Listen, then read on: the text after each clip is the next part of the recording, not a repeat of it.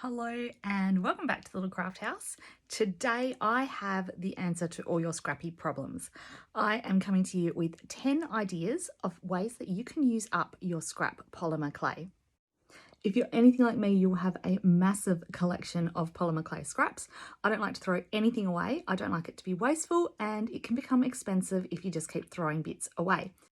Now, you may have seen some of these ideas before. I've collated a lot of them from my YouTube videos as well as my Instagram, so I do apologise if some of them are a little bit fast. I've done them previously to fit in that 60-second time frame. Hopefully, after watching today's tutorial, you will never have scrap unusable clay again, including that horrible muddy brown stuff. I've got an idea for that too. Our first 4 techniques are going to start off very similar, using the choppy method. Now, I know using that choppy method is quite popular, so I'm going to show you some different ways that you can then use it. So once you've formed your pieces back together again, I'm going to give them a nice twist. The twist is what makes the difference in this pattern.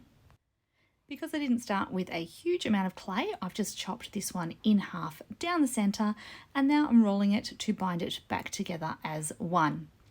I'm going to use my circular cutters here to now create some hollow circles. And of course, both the inside piece and the outer pieces are usable here, as well as those scraps that I chucked to the side. I'll cut some more pieces out of those afterwards. And just to make these earrings a little bit different, I'm going to use 3 sets of jump rings, which is going to make a feature of the hardware as well. Next up, we're going to go choppy again. This one started originally as a cane, and so we're going to make it back into a cane there and slice it up into some smaller pieces. I'm going to tile those pieces to form our new slab. These pieces are looking pretty funky, so I'm going to do a little funky twist with these to make them into another pair of earrings.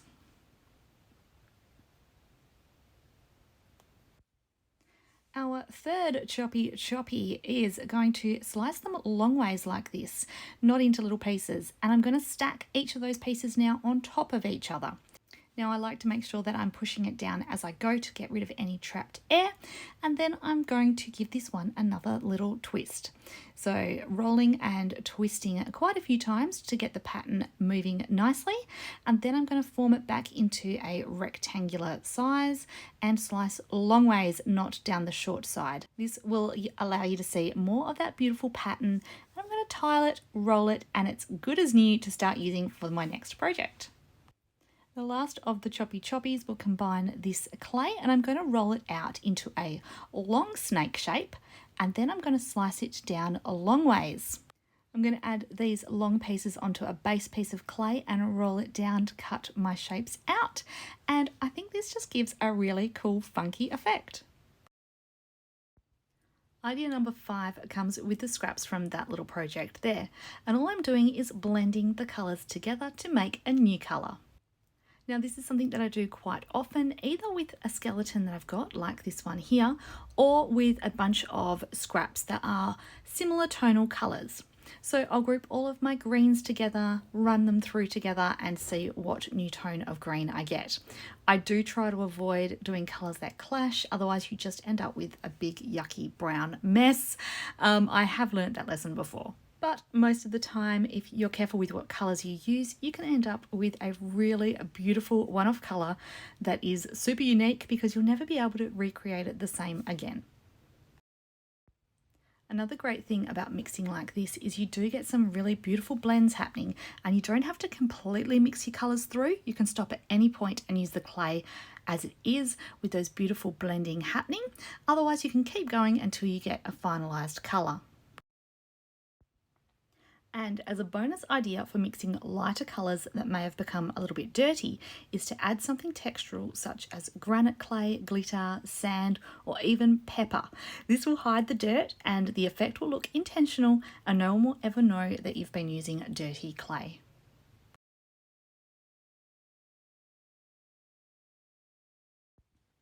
So this technique here I like to call my clay pizza.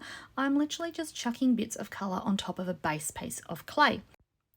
I'm starting out by using the leftover pieces from a custom colour mix that I had done, but I decided that I needed some more colours to add onto this as well. So I gathered up any matching colours of other scraps that I had just lying around my desk and piled them on top too. I then rolled it all nice and flat like so, and then I decided that I was going to do a checkerboard pattern. So it starts off as a stripe, so I could have left it as that, or then I moved it on to doing the checkerboard. Now this could be done with any sorts of scraps, and the plain colours can also be done as a mix. I think it was a mix of my white and ivory scraps that I used for the base and for the stripe of this. I was really happy with the way this turned out. It made a really fun and unique checkerboard. Idea number 7 is my favourite way to use up scraps from my blends. I'm using my silicone flower mould, and I love the way that these little multicoloured flowers turn out. Once again, they're pretty unique and they produce some one-of-a-kind earrings.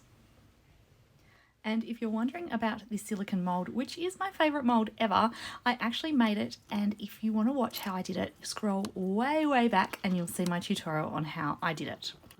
Now, the base colour clay that I'm going to use for these earrings is also made up of some scraps. I had some darker pinks and also a pearly pink, so it created a beautiful pearly colour for our base.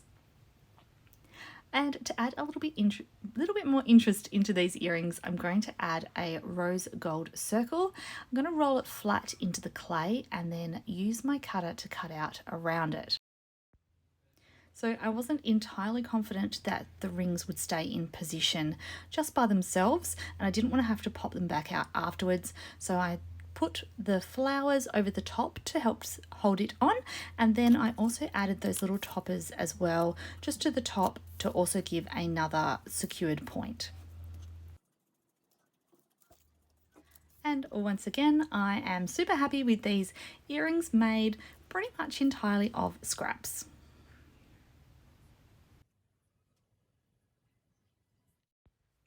Idea number 8 comes in really handy when you've got some small amounts of colours left over from a project. Rather than just trying to put them back into the packets again, I like to roll them all out into different sized thicknesses and then stack them on top of each other to create a cane.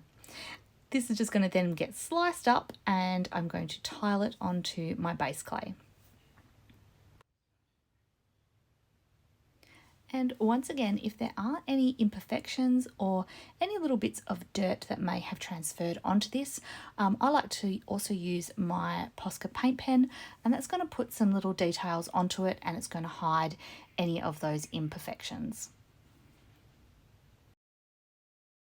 It doesn't matter how hard we try to use up scraps, we end up with one of these big, disgusting blobs of clay that really has no other use. I think this one was made up of scraps of scraps of scraps of scraps. I also have a handful of canes here, which are just the end pieces. So I've used up the majority of them, but I've just got these little bits left over. So they are going to help us with this little project.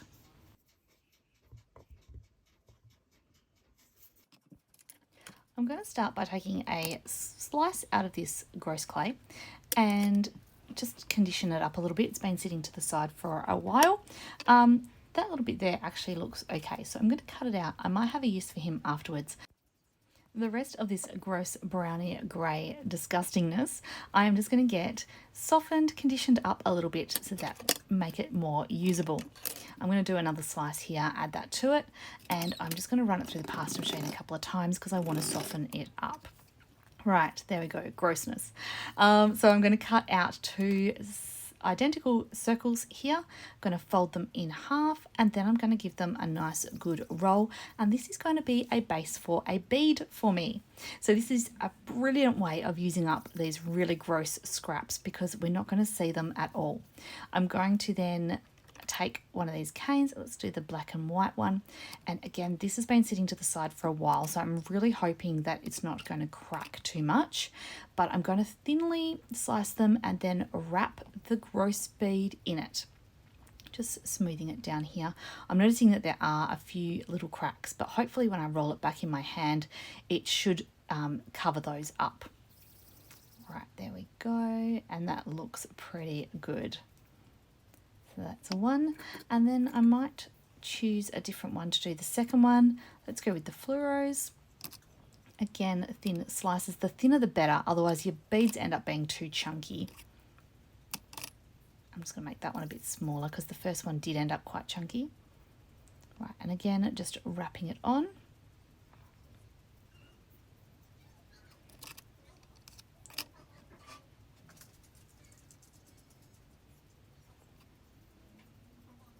Like so. And give it another roll. And there's 2 awesome little beads.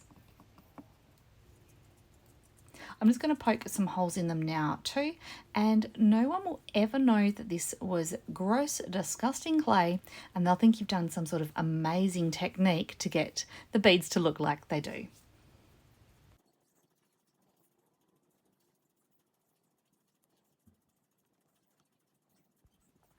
Our final technique is another one of my favourites. This is using the scrap polymer clay that we used last week in the Halloween tutorial. I'm going to gather all the pieces here and I'm going to get my knife and cut them into reasonable-ish sized pieces.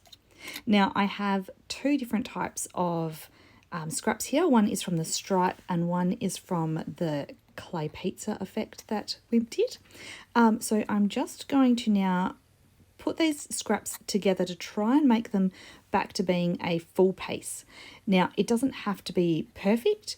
The line, especially because they're lines, they don't have to line up.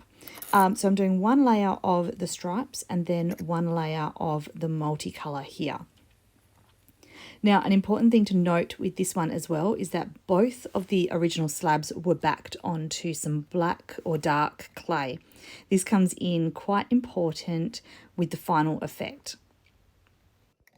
If I was using scraps from some slabs that didn't have the base colour, what I would do is grab some extra clay and roll it just quite super thin, and then I would stack that between each of the layers, and that would then help to give the final effect.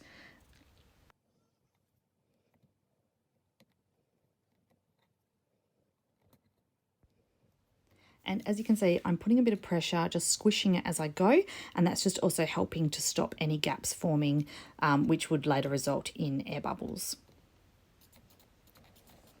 Right, so once I'm happy with my stack and I've got it all done, I'm going to use my little acrylic plate here, and that is just going to squish it all down as well. And I'm going to make it into a rectangle, flat-sided shape here. That's going to make it easier for me to tile when we start slicing. Right, as you can see there, it's got that funky little pattern happening. So lots of slices, and then again, just now tiling the pieces. I really do just love this effect. As I said before, having that dark clay as the bases, that's what really makes the difference, because it's making it a bit like a funky striped pattern.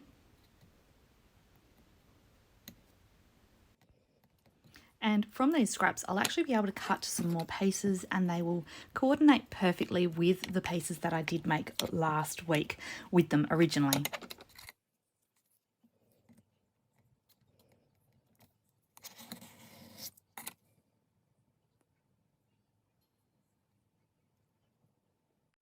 So thank you so much for joining me this week, and I hope you've now got a good range of ideas of things to use your scrap clay for. Thanks for joining me. Hope you've had fun. I certainly have, and I will see you again next week.